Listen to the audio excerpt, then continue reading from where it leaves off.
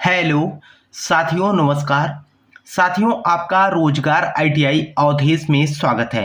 साथियों, आज की क्लास में हम बात करने वाले हैं ITI second year electrician trade theory. इसके पहले साथियों आप लोगों का जो है टोटल जो है आपका 13 क्लास कंप्लीट हो चुका है। जो भी स्टूडेंट ऐसे हों जो पिछली क्लास को न देख पाए हों तो आप चैनल के प्लेलिस्ट में जाकर वहां से क्लास देख सकते हैं।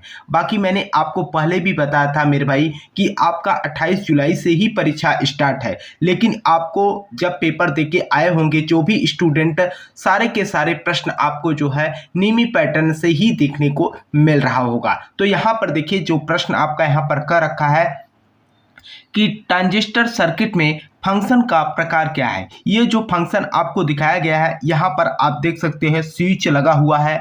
तो अगर हम बात करें तो ये सिस्टम जो है बैटरी से जोड़ा गया है। तो यहाँ पर अगर हम बात करें तो ये जो है स्विचिंग को दिखाया गया है। तो आंसर आपका यहाँ पर ए बन जाएगा। देखिए आपका अगला प्रश्न यहाँ पर क्या कर रखा है। अगला प्रश्न आपसे कह रखा है कि एम्पलीफायर सर्किट में नकारात्मक फीडबैक की आवश्यकता क्यों है।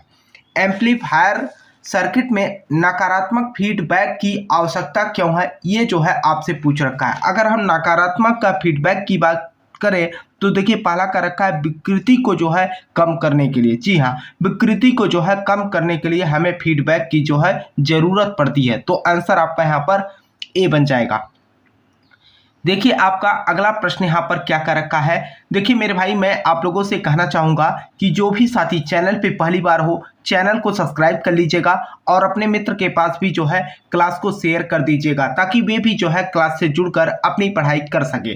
तो यहाँ पर देखिए अगला प्रश्न आपसे कर रखा है कि पावर कंट्रोल सर्किट में डायोड का उद्देश्य क्या होता है। पावर सर्किट कंट्रोल में डायोड का जो है उद्देश्य क्या है, ये जो है आपसे पूछ रखे हैं। तो यहाँ पर अगर हम बात करें तो ये रेक्टिफायर के रूप में होता है। ये जो है ट्रिगर करने के लिए हम क्या करते हैं, इसका मेन उद्देश्य होता है पावर कंट्रोल सर्किट में। ठीक है, तो आंसर आपका यहाँ पर क्या बी बनेगा। देखिए आपका अगला प्रश्न यहाँ पर क्या कर रखा है।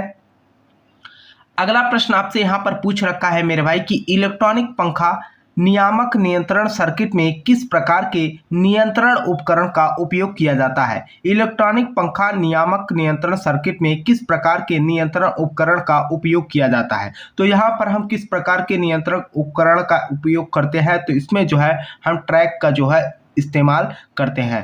तो TRIAC। ठीक, तो आंसर आपका डी बन जाएगा। आइए अगले प्रश्न पे हम बात करते हैं। तो देखिए आपका अगला प्रश्न यहाँ पर वेरी वेरी इंपॉर्टेंट प्रश्न है मेरे भाई आपकी परीक्षा के लिए। कर रखा कि एससीआर का कौन सा चतुर्थांश प्रचालन रिवर्स बायसिंग में भारी करंट देता है। बायसिंग में जो है भारी करंट देता है, ये जो है आपसे पूछ रखा है। कहने का मतलब 4 चतुर्थांश होते हैं, तो किस चतुर्थांश में जो है आपकी करंट की मात्रा जो है अधिक होती है। तो अगर हम यहाँ पर बात करें तो पहला चतुर्थांश सबसे ज्यादा जो है आपका तीसरे चतुर्थांश में जो है करंट पाई जाती है। तो आंसर आपका यहाँ पर बी बन जाएगा। देखिए आपका अगला प्रश्न यहाँ पर क्या कर रखा है, और मैंने आप लोगों से पहले भी बताया था मेरे भाई कि जो आपका एंड गेट नॉट गेट है ना, या नैंड गेट है ना, तो इसके बारे में मैंने आपको बताया भी था कि इससे रिलेटेड एक प्रश्न आप लोगों के सीबीटी परीक्षा में पूछेगा ही पूछेगा। तो यहाँ पर देखिए क्या कर रखा है कि सत्य तालिका किस लॉजिक गेट को संदर्भित करता है, और ये जो है इलेक्ट्रॉनिक्स में भी पूछेगा। सत्य तालिका किस लॉजिक गेट को संदर्भित करती है, किसको संदर्भित करती है, ये जो है आपका ए प्लस ऊपर अगर बार रहे तो ये आपका किसको जो है डिनोट करेगा, आप यहाँ पर देख सकते हो। सीधे तौर पे अगर हम बात करें तो ये जो है आपका नॉर गेट को डिनोट करेगा। ठीक है, किसको, नॉर को। तो आंसर आपका यहाँ पर क्या सी बनेगा। देखिए आपका अगला प्रश्न यहाँ पर क्या कर रखा है। अगला प्रश्न कह रखा है कि CRO में टाइम बेस्ड कंट्रोल, CRO में टाइम बेस्ड कंट्रोल स्विच या नाब का उपयोग क्या है। इसका जो उपयोग किया जाता है ये किस लिए किया जाता है, यह जो है आपसे पूछ रखा है। ये जो है स्वीप स्पीड का जो है चयन करने के लिए हम इसका उपयोग करते हैं। तो आंसर आपका यहाँ पर ए बन जाएगा। देखिए आपका आगे का प्रश्न यहाँ पर क्या पूछ रखा है मेरे भाई। कर रखा है कि ड्रैग मोटर नियंत्रण सर्किट में एक स्नबर सर्किट का उपयोग क्यों किया जाता है? ड्रायक मोटर नियंत्रण सर्किट में एक स्नबर सर्किट का उपयोग क्यों किया जाता है, ये जो है आपसे पूछ रखा है। तो यहाँ पर जो है गलत ट्रिगर से बचने के लिए, किसके लिए? गलत ट्रिगर से जो है बचने के लिए हम इसका उपयोग करते हैं। तो आंसर आपका यहाँ पर ए बन जाएगा। ठीक, देखिए आपका अगला प्रश्न यहाँ पर क्या कर रखा है। अगला प्रश्न आपसे यहाँ पर कह रखा है मेरे भाई, सीधे तौर पे आप यहाँ पर देखिए तो यहाँ पर कह रखा है कि हाफ वे रेक्टिफायर में आउटपुट डीसी वोल्टेज क्या है यदि इनपुट एसी वोल्टेज 24 है। तो मैंने आपको पहले भी बताया था, जब हाफ वे रेक्टिफायर की बात करें तो जितना वोल्टेज हो मेरे भाई, जैसे 24 है तो इसका जो है आपको 0.45 से क्या करना है, आपस में गुणा कर देना है। जब इसे आपस में गुणा करोगे तो आपका लगभग जो है 10.8 वोल्ट आएगा। तो आंसर आपका यहाँ पर डी बन जाएगा। देखिए आपका अगला प्रश्न यहाँ पर क्या कर रखा है मेरे भाई कि जर्मेनियम की तुलना में सिलिकॉन द्वारा अधिकांश अर्धचालक उपकरण क्यों बनाए जाते हैं? जर्मेनियम की तुलना में सिलिकॉन द्वारा अधिकांश अर्धचालक उपकरण क्यों बनाए जाते हैं, ये जो है आपसे पूछ रखा है। तो ये उच्च बाधा वोल्टेज होते हैं या उच्च प्रतिरोध रेंज होता है इसमें, या उच्च तापी चालकता है, या उच्च धारा में जो है यहाँ पर क्या कर रखा है, उच्च धारा में ले जाने की क्षमता होती है। तो इसमें जो है आपका उच्च बाधा वोल्टेज होता है। क्या? उच्च बाधा वोल्टेज। तो आंसर आपका यहाँ पर ए बन जाएगा। ठीक, आइए अगले प्रश्न में हम बात करते हैं। तो देखिए आपका अगला प्रश्न मेरे भाई यहाँ पर क्या कर रखा है। अगला प्रश्न आपसे कह रखा है कि यदि ट्रांसफार्मर का सेंटर टैप पूर्ण तरंग रेक्टिफायर सर्किट में खुला हुआ है तो आउटपुट वोल्टेज क्या होगा? मेरे भाई अगर रेक्टिफायर सर्किट खुला हुआ है तो वहां पर जो है शून्य वोल्टेज होगा। जैसे एग्जाम्पल के तौर पे, जैसे मान के चलिए ये बल्ब है ना, जल रहा है। अगर हम इसको जो है ब्रेक कर दे, यहाँ पर जब करंट आ ही नहीं रहा है तो वोल्टेज कहाँ से आएगा? तो आंसर आपका यहाँ पर क्या हो जाएगा? शून्य वोल्टेज। तो आंसर आपका यहाँ पर ए बन जाएगा। देखिए आपका आगे प्रश्न यहाँ पर क्या कर रखा है। देखिए आगे का प्रश्न मेरे भाई आपसे बोल रखा है कि कौन सा दोलक उच्च सटीक स्थिर आवृत्ति प्रदान करता है? कौन सा दोलक उच्च सटीक स्थिर आवृत्ति को जो है प्रदान करता है? तो ये जो आपका हार्ले ऑसिलेटर जो होता है, ये जो है आपका उच्च और सटीक स्थिर आवृत्ति को प्रदान करता है। तो आंसर आपका यहाँ पर ए बन जाएगा। देखिए अगला प्रश्न मेरे भाई आप लोगों का क्या कर रखा है। देखिए मेरे भाई मैं आप लोगों से यहाँ पर, आप लोग काफ़ी सपोर्ट भी करते हो मेरे भाई। मैं आप लोगों से स्टार्टिंग में भी बोला था, लेकिन मैं देख रहा हूँ कि अभी तक जो है स्टूडेंट जो है 10-12 स्टूडेंट जो है कुछ न कुछ कमेंट भी किए हैं, मैसेज भी किए हैं। बाकी आप लोगों से मैं इसलिए बोल रहा हूं मेरे भाई कि आप लोगों के लिए इतना मेहनत कर रहा हूं, तो कम से कम जो भी साथी चैनल पे पहली बार हो चैनल को सब्सक्राइब कर लेना और अपने मित्र के पास भी जो है क्लास को शेयर कर दीजिएगा, ताकि वे भी जो है क्लास से जुड़कर अपनी पढ़ाई कर सके। तो यहाँ पर देखिए क्या कर रखा है कि एक ट्रांजिस्टर में आधार सामग्री का विशेष गुण क्या है? एक ट्रांजिस्टर में आधार सामग्री का विशेष गुण क्या है, ये जो है आपसे पूछ रखा है। अगर हम विशेष गुण की बात करें तो ये जो है क्या होता है, हल्के से टॉप किया हुआ और बहुत पतला होता है। जी हाँ, ये हल्का सा टॉप होता है और बहुत ही पतला होता है। तो आंसर आपका यहाँ पर क्या ए बन जाएगा। आइए अगले प्रश्न पे बात किया जाए। तो अगला प्रश्न आपका यहाँ पर देखिए क्या कर रखा है कि एम्पलीफायर का प्रकार क्या है। जो एम्पलीफायर का यहाँ पर प्रकार आपको दिखाया गया है मेरे भाई, इसके बारे में जो है आपको बताना है कि ये कौन सा एम्पलीफायर है।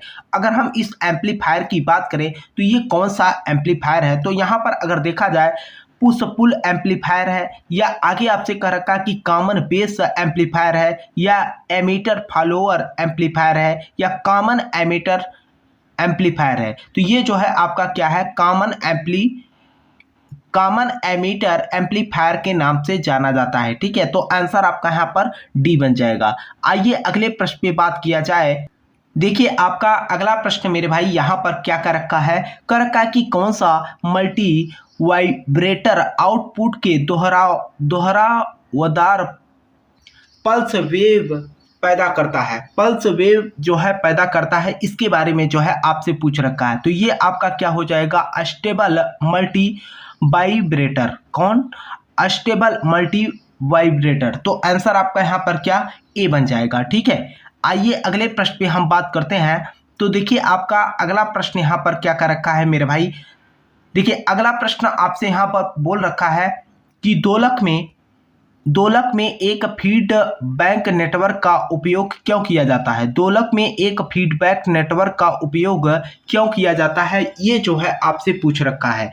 अगर हम यहाँ पर बात करें, ये जो दोलक आपको यहाँ पर दिखाया गया है, ये सीधे सीधे आप देख सकते हो नीचे की तरफ अर्थिंग से जो है जोड़ा गया है ना। यहाँ पर अगर हम बात करें तो देखिए पहला आपका यहाँ पर क्या कर रखा है कि ये सौर विरूपण को रद्द करने के लिए यूज किया जाता है, या 60 डिग्री में से फेज शिफ्ट करने के लिए, या सिग्नल को जो है 180 से फेज शिफ्ट करने के लिए, दूसरे हार्मोनिक विरूपण को रद्द करने के लिए। तो ये जो है हम किस लिए करते हैं यहाँ पर, तो आपका आंसर जो बनेगा यहाँ पर सिग्नल को 180 अंश से फेज को जो है शिफ्ट करने के लिए। तो आंसर आपका यहाँ पर सी बन जाएगा। देखिए अगला प्रश्न आपका यहाँ पर क्या कर रखा है।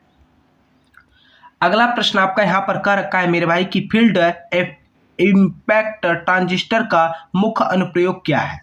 यहाँ पर कह रखा है कि फील्ड इम्पैक्ट ट्रांजिस्टर का मुख्य अनुप्रयोग क्या है, इसके बारे में जो है आपसे यहाँ पर पूछ रखा है।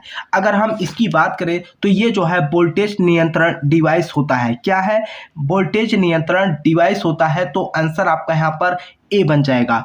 आइए अगले प्रश्न पे बात किया जाए। तो देखिए आपका अगला प्रश्न मेरे भाई यहाँ पर क्या कर रखा है कि यूनी जंक्शन ट्रांजिस्टर का मुख्य कार्य क्या होता है। वेरी वेरी इंपॉर्टेंट प्रश्न है मेरे भाई आपकी परीक्षा के लिए। कह रखा है कि यूनी जंक्शन ट्रांजिस्टर का मुख्य कार्य क्या होता है, ये जो है आपसे पूछ रखा है। ये जो है आपके रिलेक्शन ऑसिलेटर को जो है बनाए रखता है। तो आंसर आपका यहाँ पर ए बन जाएगा। आइए अगले प्रश्न पे बात किया जाए। तो देखिए आपका अगला प्रश्न यहाँ पर क्या कर रखा है। अगला प्रश्न आपका कर रखा है कि एन चैनल जेड का गेट टर्मिनल कैसे अभिन्न है, उसके बारे में जो है यहाँ पर पूछ रखा है। तो यहाँ पर अगर हम बात करें गेट्स पश्च अभिन्न होता है। ये जो है आपका गेट्स सोर्स के साथ जो है पश्च अभिन्न होता है। तो आंसर आपका यहाँ पर क्या डी बन जाएगा। आइए अगले प्रश्न पे बात करते हैं। देखिए यहाँ पर अगला प्रश्न आपसे यहाँ पर क्या कर रखा है कि बिंदु संपर्क विकसित डिफ्यूजन और मिश्र धातु जंक्शनों के तरीकों का उपयोग करके किस उपकरण का निर्माण किया जाता है। बिंदु संपर्क विकसित डिफ्यूजन और मिश्र धातु जंक्शनों के तरीकों का उपयोग करके किस उपकरण का निर्माण किया जाता है। किस उपकरण का जो है यहाँ पर निर्माण करते हैं, तो इसमें जो है हम ट्रांजिस्टर का उपयोग करते हैं। ठीक है, तो आंसर आपका यहाँ पर क्या डी बनेगा। देखिए आपका अगला प्रश्न मेरे भाई यहाँ पर क्या कर रखा है। अगर हम अगले प्रश्न की यहाँ पर बात करते हैं तो आपका अगला प्रश्न यहाँ पर देखिए क्या कर रखा है। अगला प्रश्न आपसे कर रखा है कि एक ट्रांजिस्टर में कलेक्टर क्षेत्र भौतिक रूप से उत्सर्जित क्षेत्र से बड़ा क्यों बनाया जाता है। एक ट्रांजिस्टर में कलेक्टर से क्षेत्र जो होता है भौतिक रूप से उत्सर्जक क्षेत्र से बड़ा क्यों बनाया जाता है, ये जो है आपसे पूछ रखा है। इसे अधिक गर्मी का प्रसार करना पड़ता है। जी हाँ, इसे जो है अधिक गर्मी का जो है प्रसार करना पड़ता है, इसीलिए हम इसे थोड़ा सा बड़े साइज में बनाते हैं। तो आंसर आपका यहाँ पर ए बन जाएगा।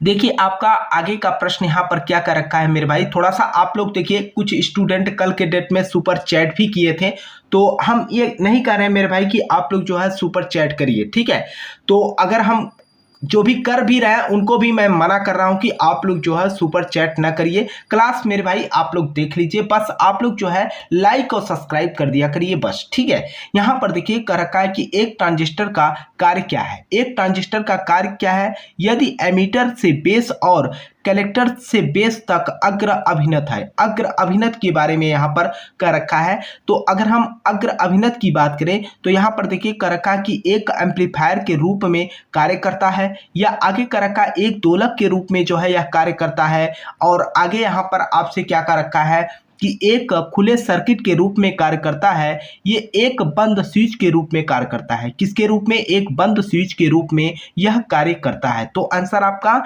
डी बन जाएगा। देखिए आपका अगला प्रश्न मेरे भाई यहाँ पर क्या कर रखा है। अगला प्रश्न आपसे कह रखा है कि क्लास ए एम्पलीफायर का मुख्य लाभ क्या है। क्लास ए एम्पलीफायर का मुख्य लाभ क्या है उसके बारे में जो है आपसे यहाँ पर पूछ रखा है। तो ये जो आपका क्लास लाभ की बात कर रहा है तो इसमें जो है आपके न्यूनतम विकृति होते हैं। तो आंसर आपका यहाँ पर क्या? ए बन जाएगा।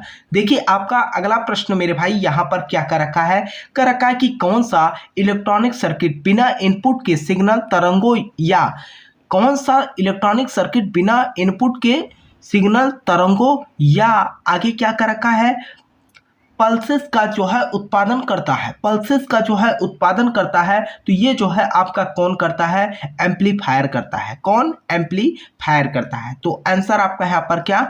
बी बन जाएगा। देखिए आपका अगला प्रश्न यहाँ पर क्या कर रखा है। अगला प्रश्न आपसे कर रखा है मेरे भाई यहाँ पर देखिए ध्यान से। देखिए अगला प्रश्न आपसे यहाँ पर कर रखा है कि दोलक सर्किट में दोलनों या तरंगों को बनाए रखने के लिए कौन सा सर्किट आवश्यक है। दोलक सर्किट और दोलनों या तरंगों को बनाए रखने के लिए कौन सा सर्किट जो है आवश्यक है उसके बारे में जो है आपसे यहाँ पर पूछ रखा है। फिल्टर के साथ दृष्टिकारी होता है या आगे कर रखा है कि वोल्टेज गुणक होता है या नकारात्मक फीडबैक है या सकारात्मक फीडबैक है। तो ये जो है आपका क्या होता है? सकारात्मक फीडबैक होता है। ठीक है, तो आंसर आपका यहाँ पर क्या? डी बन जाएगा। ठीक, आइए अगले प्रश्न पे बात किया जाए। तो देखिए आपका अगला प्रश्न यहाँ पर क्या कर रखा है। ठीक है, अगला प्रश्न आपसे मेरे भाई बोल रखा है कि यूनी जंक्शन ट्रांजिस्टर का मुख्य अनुप्रयोग क्या है। यूनी जंक्शन ट्रांजिस्टर का मुख्य अनुप्रयोग के बारे में आपसे यहाँ पर पूछ रखा है कि ये जो है दृष्टिकरण है या प्रवर्धन है या रेगुलेटर सर्किट है या ट्रिगर सर्किट है। तो ये जो है आपका क्या है? ट्रिगर सर्किट है। तो आंसर आपका यहाँ पर क्या? डी बन जाएगा। देखिए आपका आगे का प्रश्न यहाँ पर क्या कर रखा है मेरे भाई। देखिए ये प्रश्न वेरी इंपॉर्टेंट है, आपके परीक्षा में कई बार ये प्रश्न पूछा गया है। कर रखा कि किस उपकरण में बहुत अधिक इनपुट प्रतिबाधा, कम शोर निर्गत, अच्छा रैखिकता और कम अंतर इलेक्ट्रोड क्षमता है। तो ये जो है किस में पाई जाती है। तो यहाँ पर देखिए एनपीएन ट्रांजिस्टर में या पीएनपी ट्रांजिस्टर में, फील्ड इफेक्ट ट्रांजिस्टर में या यूनी जंक्शन ट्रांजिस्टर में। तो ये जो है आपका फील्ड इफेक्ट ट्रांजिस्टर में जो है यह गुण पाया जाता है या इसकी कैपेसिटी होती है। तो आंसर आपका यहाँ पर क्या? सी बन जाएगा। देखिए आपका अगला प्रश्न यहाँ पर क्या कर रखा है। अगला प्रश्न आपसे कह रखा है, यहाँ पर ध्यान दीजिएगा। यहाँ पर कह रखा है अगला प्रश्न मेरे भाई कि मोसफेट, यहाँ पर देखिए जेप्स की तुलना में मोसफेट के धारा नियंत्रण में क्या अंतर है, ये जो है पूछ रखा है। अगर हम धारा में अंतर की बात करें तो ये जो है आपका क्या हो जाएगा? जंक्शन के बजाय इंसुलेट परत। ठीक है, क्या? जंक्शन के बजाय इंसुलेट परत। तो आंसर आपका ए बन जाएगा। आइए अगले प्रश्न पे हम बात करते हैं। तो देखिए आपका अगला प्रश्न यहाँ पर क्या कर रखा है मेरे भाई। अगला प्रश्न आपसे यहाँ पर कह रखा है कि एम्पलीफायर सर्किट का प्रकार क्या है। ये जो सर्किट आपको यहाँ पर दिखाया गया है इसके प्रकार के बारे में जो है आपसे यहाँ पर पूछ रखा है। अगर हम प्रकार की बात करते हैं यहाँ पर तो सीधे देखिए आपका ये जो है क्या हो जाएगा? कॉमन बेस प्रवर्धक है या कॉमन एमीटर एम्पलीफायर है या class B push pull amplifier है। तो ये जो है आपका कॉमन कलेक्टर एम्पलीफायर के नाम से जाना जाता है। तो आंसर आपका यहाँ पर क्या? डी बन जाएगा। देखिए आपका अगला प्रश्न यहाँ पर क्या कर रखा है। ये देखिए एक न्यूमेरिकल आपसे पूछ रखा है कि 220 वोल्ट आरएमएस एसी वोल्टेज का पीक वोल्टेज मेरे भाई ज्ञात करने का जो फार्मूला होता है आपका कितना है? आरएमएस बटे क्या? आरएमएस बटे 0.70 से हम क्या करेंगे?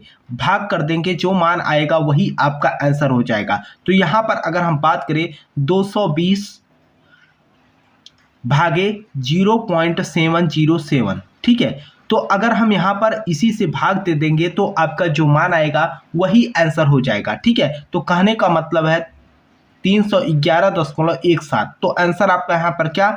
बी बन जाएगा। ठीक है, आइए अगले प्रश्न पे हम बात करते हैं। तो देखिए आपका अगला प्रश्न यहाँ पर क्या कर रखा है, कर रखा है कि सीआरओ के इनपुट प्रतिबाधा को कैसे बढ़ाया जा सकता है। सीआरओ के इनपुट प्रतिबाधा को कैसे बढ़ाया जा सकता है, ये जो है आपसे पूछ रखा है। सीआरओ को प्रोब में जो है प्रतिरोध जोड़कर, कि कैसे सीआरओ में प्रोब में जो है प्रतिरोध को हम जोड़कर क्या कर सकते हैं, प्रतिबाधा को बढ़ा सकते हैं। तो आंसर आपका यहाँ पर ए बन जाएगा। तो ये रहा साथियों आज की क्लास। मुझे उम्मीद है कि आप लोगों को जो है क्लास समझ में आई होगी। अगर आपको किसी भी प्रश्न को लेकर जो है कहीं पर कोई डाउट हो तो आप नीचे कमेंट बॉक्स में ज़रूर कमेंट कीजिएगा, और साथ में जो चैनल का व्हाट्सअप नंबर है मेरे भाई, उस पर भी आप लोग मैसेज कर सकते हो अगर आपको जो है किसी भी प्रकार की कोई समस्या है किसी भी प्रश्न को लेकर। मैंने आपको पहले भी कहा था मेरे भाई, अगर आपने नीमी पैटर्न और प्रीवियस ईयर का पढ़ के आपने चला गया मेरे भाई, तो एक भी प्रश्न आप लोगों के सीबीटी परीक्षा में मिस नहीं होने वाला है। तो आप लोगों से एक छोटा सा निवेदन भी रहेगा मेरे भाई कि आप जो भी साथी चैनल पे पहली बार हो, चैनल को सब्सक्राइब कर लीजिएगा और अपने मित्र के पास भी जो है क्लास को शेयर कर दीजिएगा। तब तक के लिए साथियों आपसे मिलते हैं नेक्स्ट क्लास में। तब तक के लिए जय हिंद, जय भारत।